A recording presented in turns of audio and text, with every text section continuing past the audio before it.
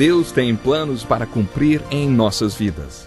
Essa é a mensagem de toda a Bíblia e é isso mesmo que estamos estudando aqui no Encontro com a Palavra, escrito pelo pastor Dick Woodward e narrado pelo pastor Edson Bruno.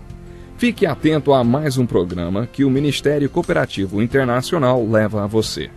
Com você agora, pastor Edson Bruno.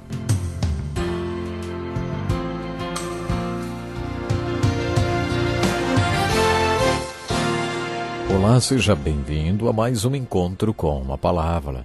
Estamos aqui para estudarmos a Bíblia. Mais uma vez, por favor, abra sua Bíblia no capítulo 15 de 1 Coríntios para darmos continuidade ao estudo do capítulo da ressurreição. Creio que a parte mais importante deste capítulo seja o versículo 35, que diz assim: mas alguém pode perguntar, como ressuscitam os mortos? Com que espécie de corpo virão? Como a ressurreição acontecerá? Que tipo de corpo as pessoas que passarem pela ressurreição vão ter? A resposta à primeira pergunta é: Deus fará isso. Não tenho a pretensão de entender tudo que Deus faz, nem como Ele faz. De acordo com Paulo, você não entende nem como uma semente se transforma em uma linda flor. Como Deus transforma um grão de trigo em um campo todo verde que dança a canção do vento, eu não sei, mas sei que Deus faz. Por isso não sabemos como Deus fará acontecer a ressurreição. Mas isso não quer dizer que Ele não possa fazê-lo. Deus fará as pessoas passarem por este milagre da ressurreição. Como? Deus fará. Deus é a resposta. Como será o corpo da pessoa ressuscitada, hein? Paulo explica que há dois tipos de corpos: o corpo natural e o corpo espiritual. Depois de dizer que existe o corpo natural e um corpo espiritual, Paulo continua dizendo que primeiro veio o corpo natural e depois o espiritual. Acompanhe comigo o versículo 46. Não foi o espiritual que veio antes, mas o natural. Depois dele, o espiritual. Ele continua sua argumentação nos versículos 47 e 49. O primeiro homem era do pó da terra, o segundo homem dos céus. Os que são da terra são semelhantes ao homem terreno, os que são dos céus ao homem celestial. Assim como tivemos a imagem do homem terreno, teremos também a imagem do homem celestial.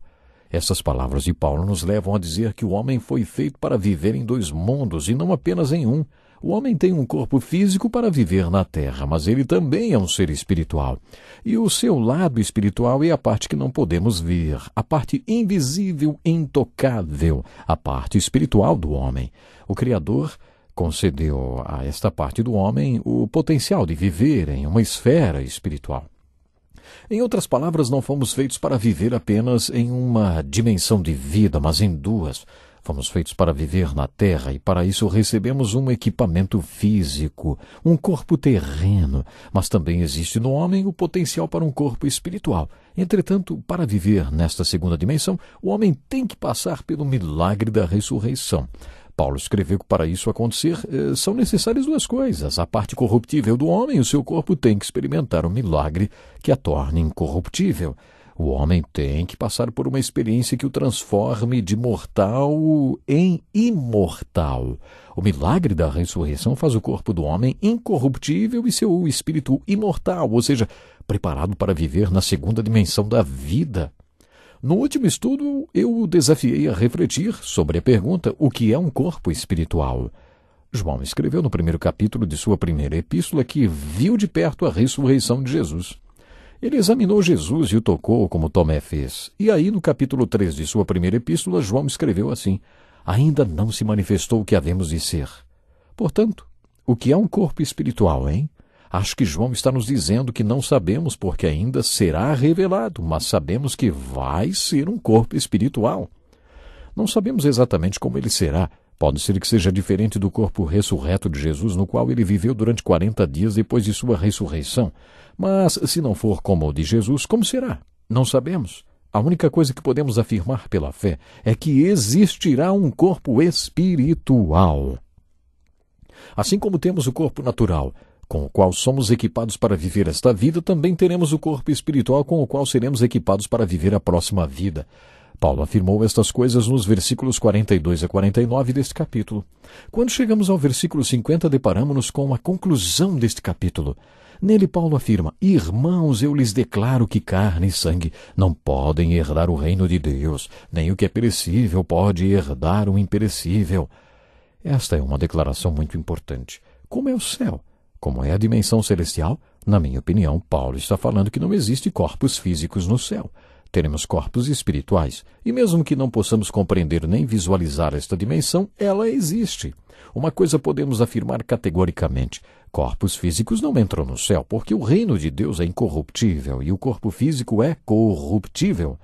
Justamente porque carne e sangue não podem herdar o reino de Deus, porque a corrupção não pode se tornar parte do incorruptível. Ouça com atenção o versículo 50 que diz assim: Irmãos, eu lhes declaro que carne e sangue não podem herdar o reino de Deus, nem o que é perecível pode herdar o imperecível. Esta é uma declaração muito importante nesse ensino sobre a ressurreição. Ouça a continuação do texto no versículo 51, diz assim, Eis que eu lhes digo um mistério. Nem todos dormiremos, ou seja, nem todos morreremos, mas todos seremos transformados. Nem todo mundo vai passar pela morte quando Cristo voltar, mas, Paulo escreveu, todos seremos transformados no momento, num abrir e fechar de olhos, ao som da última trombeta. Pois a trombeta soará, os mortos ressuscitarão incorruptíveis e nós seremos transformados. Através dessas palavras de Paulo podemos conhecer mais sobre as coisas futuras. Eu creio no arrebatamento da igreja. Eu creio que Jesus virá e tirará sua igreja deste mundo. Este será o momento da ressurreição dos que morreram em Cristo. Quando Paulo escreveu no original grego, num momento, num abrir e fechar de olhos, usou a palavra átomo. Parece que Paulo sugeriu que você não pode ir para o céu assim, sem que seja transformado radicalmente, sem que seja atomizado, mesmo que esteja vivendo em Cristo, pois é necessário que aquilo que é corruptível se revista de incorruptibilidade e aquilo que é mortal se revista de imortalidade. Mas quando isso acontecer, ele concluiu no versículo 54, então se cumprirá a palavra que está escrita. A morte foi destruída pela vitória. Em outras palavras, o milagre da ressurreição entrará em ação e a morte será conquistada. A ressurreição, repetindo o que já comentamos, significa vitória sobre a morte. A vitória sobre a morte será finalizada quando o nosso estado corruptível for transformado em incorruptível, quando a nossa mortalidade se transformar em imortalidade. Quer dizer, o céu é primordialmente um estado espiritual. Existe o corpo espiritual. Para vivermos nesse estado terreno, recebemos este equipamento físico, este corpo terreno e corruptível. Mas em cada corpo terreno existe uma parte espiritual que pode ser reavivada em Cristo quando cremos no Evangelho através do milagre do Evangelho e da nossa fé na ressurreição em Jesus Cristo. Mas antes de irmos para o céu, temos que passar pelo milagre da ressurreição através da morte e do sepultamento, e depois da ressurreição que acontecerá. Ou se estivermos vivos, quando Jesus voltar, seremos atomizados. Ou seja, totalmente transformados, como Paulo escreveu. Temos que ser totalmente transformados e nos prepararmos para o estado eterno. Quando Paulo deu sua aula de teologia, comentamos que o pecado entrou no mundo e que a morte veio bem no calcanhar do pecado. Quando o pecado entrou no mundo, ele abundou e reinou, ou seja, conquistou. Você está lembrado que já comentamos isso? O mesmo se aplica às consequências do pecado, à morte. A morte entrou no mundo, abundou neste mundo até que o conquistou. O pecado e a morte vieram através de Adão, o primeiro Adão. Mas o último Adão, Jesus Cristo, quando entrou no mundo, também abundou e reinou, e nos possibilitou entrar na vida em Cristo, abundar em Cristo e conquistarmos em Cristo. A seguir encontramos mais uma doxologia. Depois que compreendemos essas coisas, a morte perde todo o seu efeito em nossas vidas. Qualquer um que compreende e crê no Evangelho não deveria temer a morte. Através do Evangelho, da morte e da ressurreição de Jesus e depois da nossa morte física e a ressurreição pela qual passaremos, o efeito da morte será vencido, bem como toda a força do pecado e da lei que hoje nos condena. Mas, graças a Deus, Paulo diz, que nos dá a vitória por meio de nosso Senhor Jesus Cristo. Esse é um capítulo maravilhoso e, como sempre, Paulo traz uma conclusão dentro da sua lógica inspirada. Frequentemente, ele introduz suas conclusões com a palavra portanto. Toda vez que você se deparar com a palavra portanto nos escritos de Paulo, pare e veja por que ele escreveu essa palavra. Preste atenção.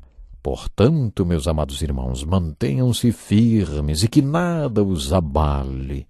Sejam sempre dedicados à obra do Senhor, pois vocês sabem que no Senhor o trabalho de vocês não será inútil. Por que será que Deus contou como será o fim? Há apenas duas coisas que não foram reveladas. Ninguém estava presente na criação e por isso não podemos dizer exatamente como ela aconteceu. A única coisa que Deus revelou foi que houve a criação. Nenhum de nós sabe exatamente o que vai acontecer. E se Deus não revelar, não temos como saber. Agora diga-me, por que será que Deus revelou que houve a criação? Será que foi porque nós temos o direito de saber? Ou será que Deus se sentiu obrigado a contar? Ele contou porque sabe que temos uma necessidade de saber como as coisas acontecem, para que compreendamos como será conosco. E por que Deus termina a Bíblia trazendo revelações no livro do Apocalipse e mostrando como será o fim?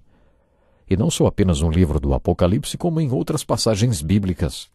Para todas essas passagens temos o seguinte desafio do apóstolo Pedro, que encontramos no capítulo 13 em sua segunda epístola. Visto que tudo será assim desfeito, que tipo de pessoas é necessário que vocês sejam? Que tipo de pessoa você deve ser diante de tudo que vai acontecer no mundo? É o que temos no final deste capítulo. Neste capítulo de 1 Coríntios, Paulo contou algumas coisas sobre o que ainda vai acontecer. Jesus vai voltar. Quando isso acontecer, os mortos em Cristo ressuscitarão. E, como resultado disso, seus corpos corruptíveis serão transformados em corpos incorruptíveis.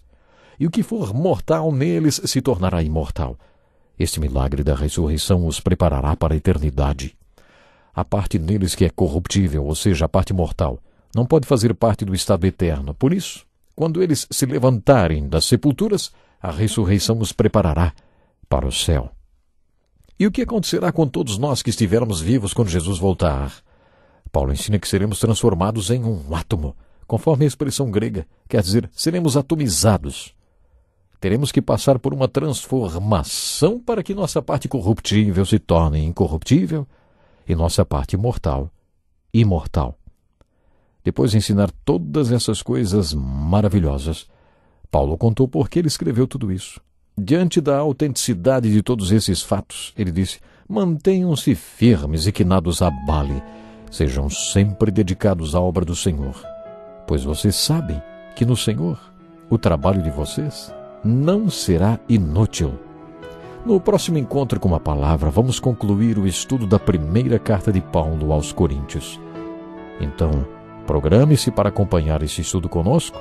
Tenho certeza que será uma grande bênção para todos nós. Deus lhe abençoe de uma forma especial e não esqueça de nos escrever pedindo o material dessa série.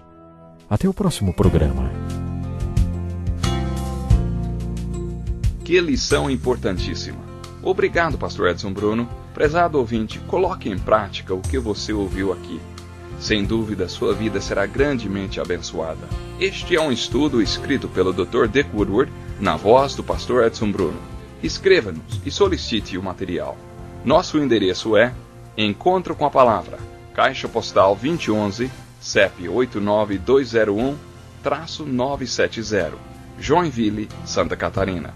Até o nosso próximo encontro com a Palavra.